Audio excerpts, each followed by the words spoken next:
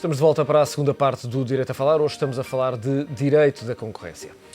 Ricardo, vamos tomar um caso concreto, o caso dos combustíveis, porque é o setor onde a percepção da opinião pública é de que não existe concorrência. A Autoridade da Concorrência faz investigações e diz que está tudo bem. Esta lei vai ajudar a mudar esta percepção? Vai dar mais poderes à Autoridade da Concorrência para investigar este tipo de situações? Não, a esse nível não. Este Conselho que cessa mandato agora foi relativamente criticado e eu publicamente filo, entre outros, por alguma inação durante estes anos.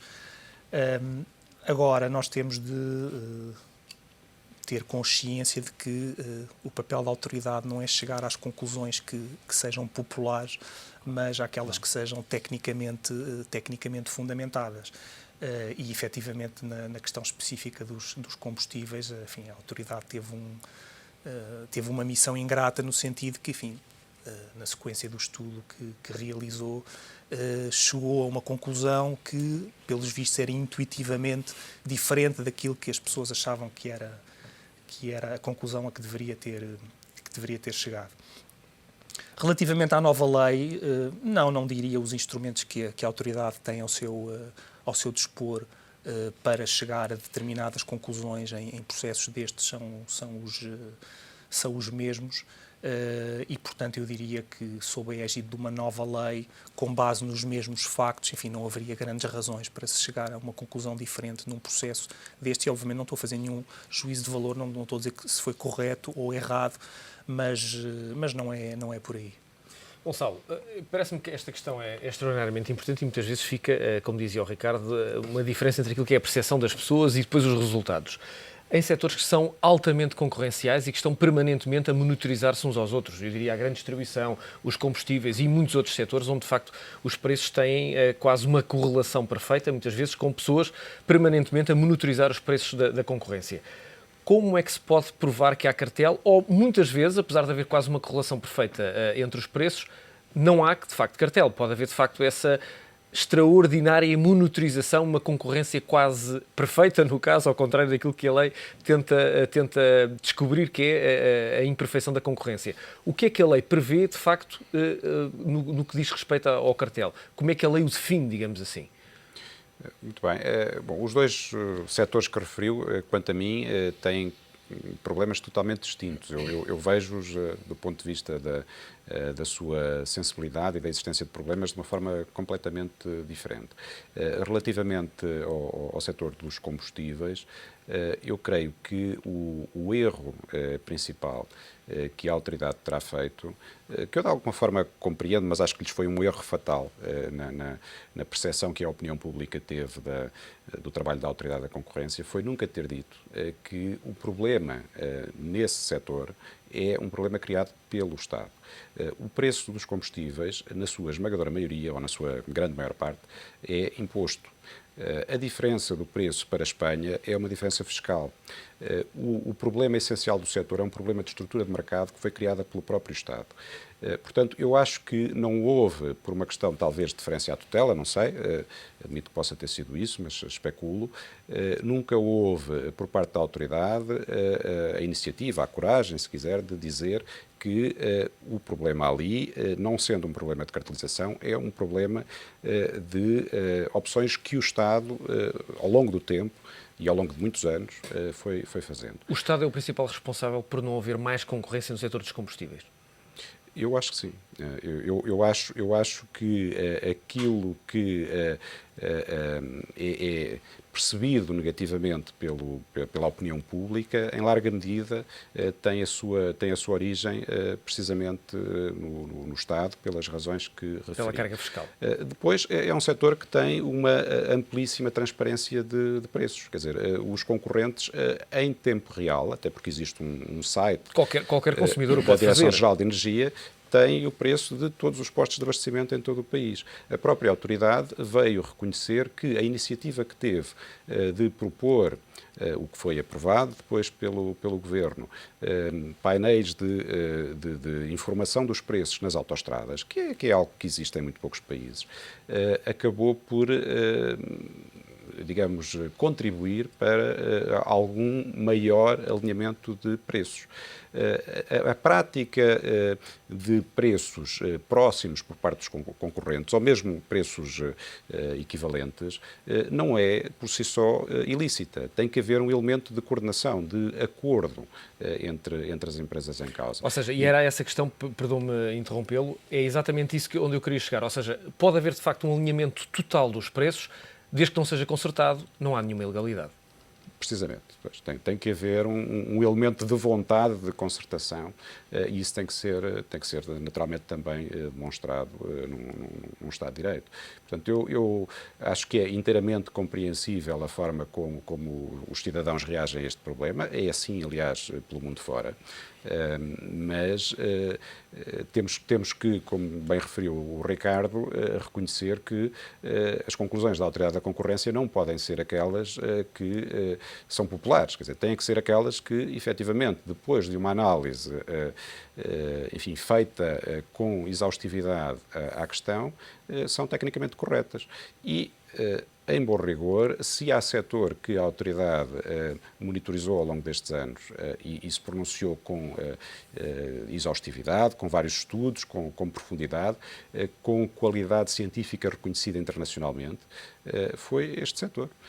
Haverá outros em que terá tido um enorme déficit de ação e uma grande passividade, na minha opinião, mas manifestamente não é o caso deste. Começou por falar da distribuição face aos combustíveis. Qual era a diferença? Porque começou por dizer que havia alguma diferença entre os dois setores, entre a distribuição e os combustíveis. Bom, eu preferia não entrar aí no detalhe, mas acho que, de facto, os problemas que se colocam são totalmente distintos e é um setor que eu vejo com problemas de concorrência sérios e completamente diferentes do que vemos no setor dos combustíveis.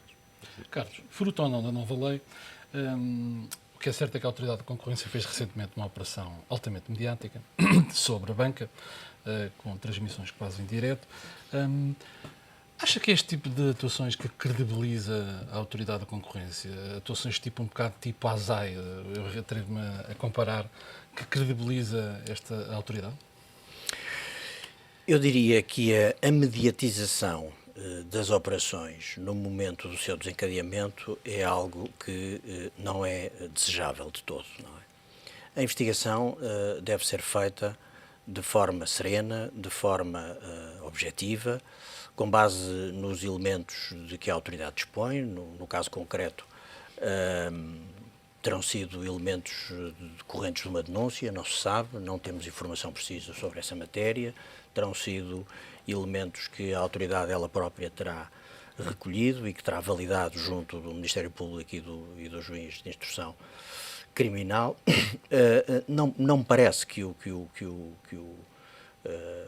circo mediático, se me permitem a expressão, em torno do desencadeamento de investigações deste tipo seja um elemento que concorra para o prestígio da Autoridade da Concorrência. Porque, como os meus colegas disseram, estamos perante matérias que exigem, de facto, uma investigação muito séria.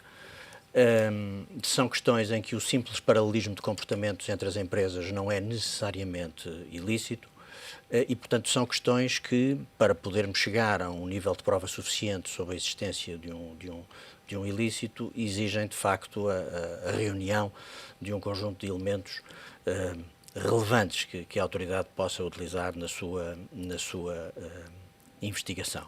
Agora, é evidente que contribui em muito para o prestígio da autoridade e para a boa aplicação do direito à concorrência a total transparência do comportamento.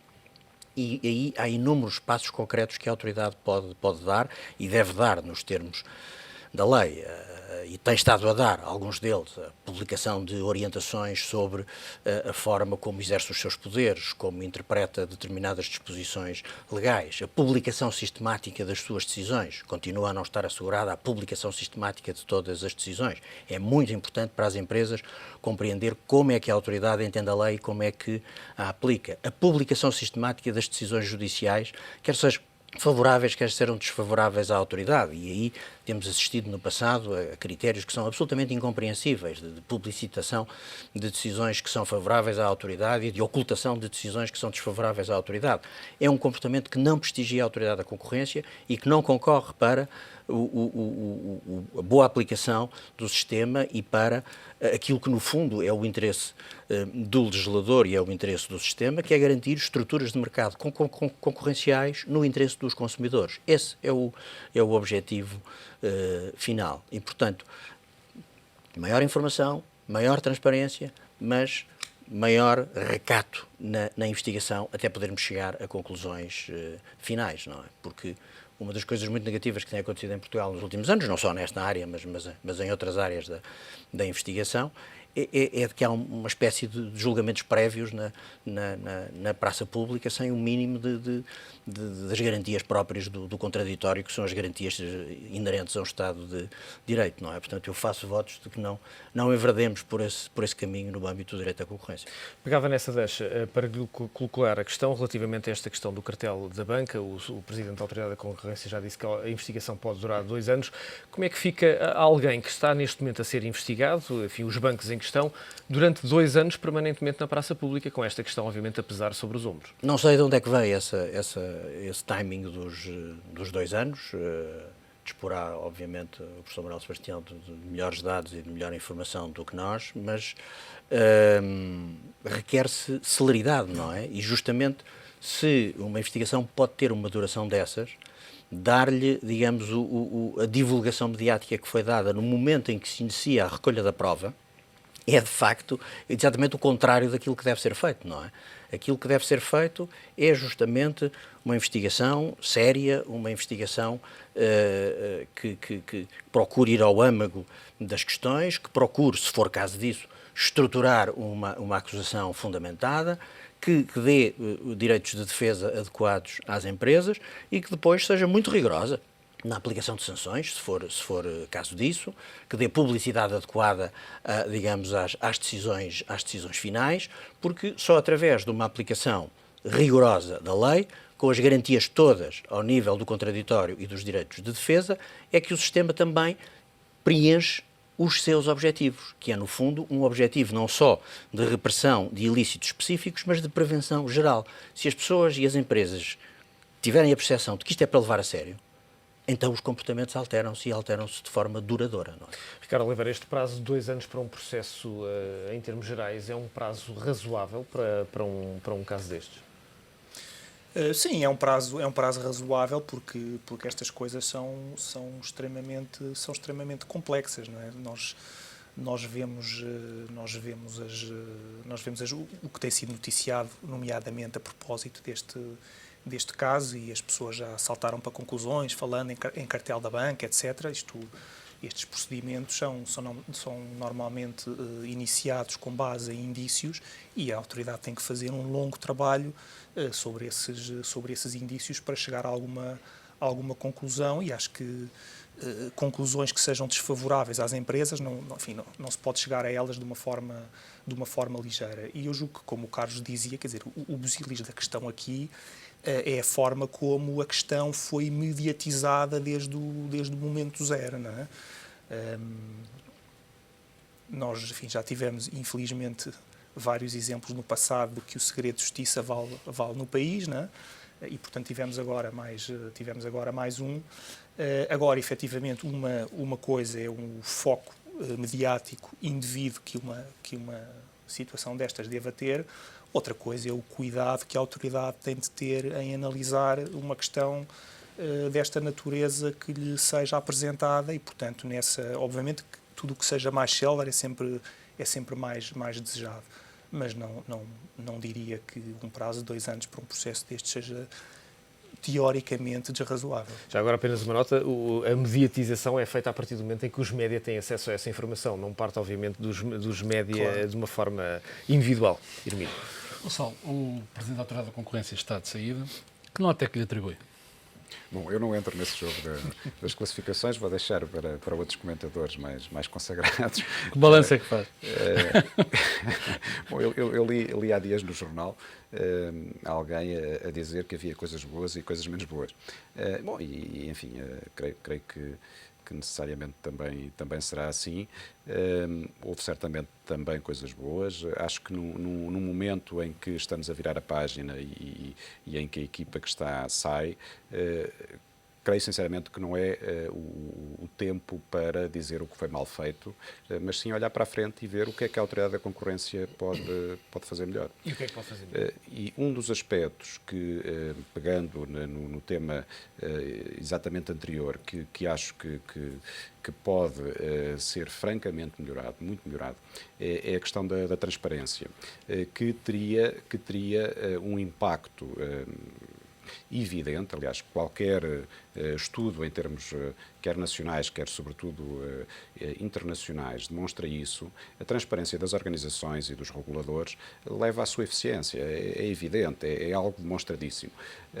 Leva a um acréscimo de eficiência e isso também permitiria, talvez, prazos de ação mais curtos. Este prazo de 2 anos que foi aqui referido e que foi noticiado, eu arrisco-me a dizer que provavelmente vai ser mais. E olhando para aquilo que tem sido o histórico da autoridade neste tipo de casos de cartel e de abuso de posição dominante, então ainda demoram mais, arrisco-me a dizer que a perspectiva, infelizmente, é de que seja mais.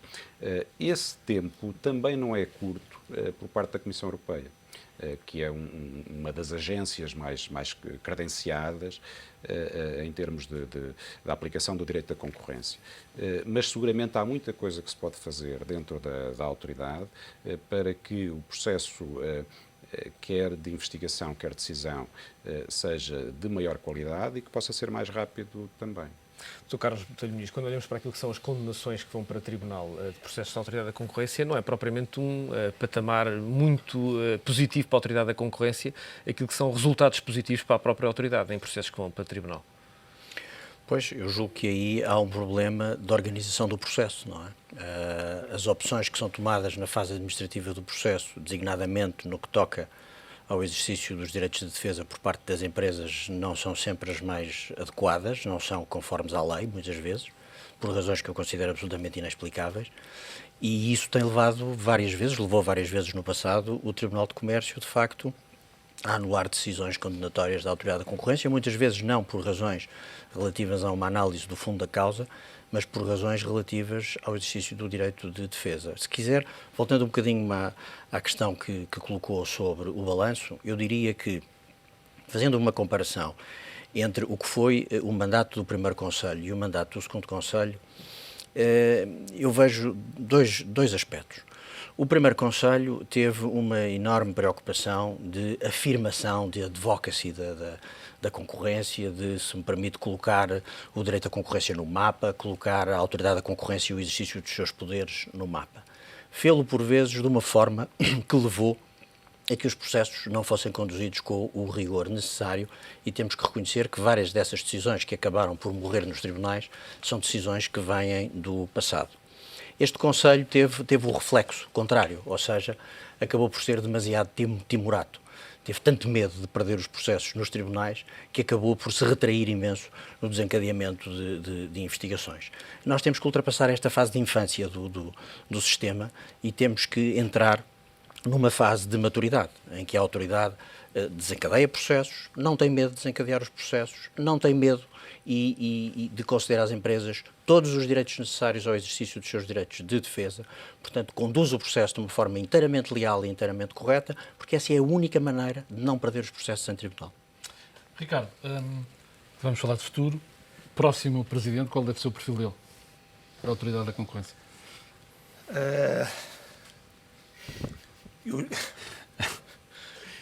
Se fosse um programa de mercados financeiros, era a pergunta do $1 milhão. Pois, eu, como sabe, eu estou aqui relativamente aos meus colegas numa posição especialmente pouco privilegiada para comentar a matéria, porque como é sabido, o único nome que até agora veio a público é de um sócio meu.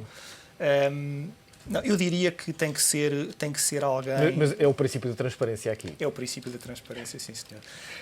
Eu diria que tem que ser alguém com um conhecimento profundo do mundo empresarial. Eu acho que isso é absolutamente fundamental, obviamente com uma bagagem técnica sólida nesta área, mas também com um conhecimento profundo da forma como funcionam as empresas, como funciona o mercado, o que são os condicionalismos da atuação das empresas na prática. Eu vi relativamente a este nome que foi avançado na imprensa recentemente algumas objeções serem levantadas relativamente a questões quanto a conflitos de interesses. Eu percebo-as, mas não sei se não seria, e efetivamente aqui não estou a fazer nenhum voto de apoio a esta pessoa específica ou a qualquer outra, mas eu não sei se não ficaríamos pior, digamos assim, com alguém que, por exemplo, com um background muito académico e mais desligado e, portanto, sem os problemas de potenciais conflitos de interesses, mas mais desligado do mundo empresarial e da forma como as coisas funcionam na prática. Ricardo Oliveira, Gonçalo Gentil Anastácio, Carlos Botelho Muniz, foi um gosto tê-los neste programa sobre direito à concorrência. Irmínio, voltamos a ver-nos de hoje a 8 dias, neste programa que é feito em parceria com a revista Advogados. Fica por aqui, o Direito a Falar regressa de hoje a 8 dias. Aproveita esta semana.